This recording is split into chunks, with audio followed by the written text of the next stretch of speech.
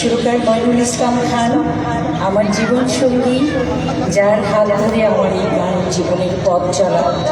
এই গানটা আমি আসলে গাই না, আমি বলি, আমার হৃদয়ের কথাগুলো বলি এবং আমার বিশ্বাস গান শেষে আপনাদের মনে হবে এই কথাগুলো আপনাদের।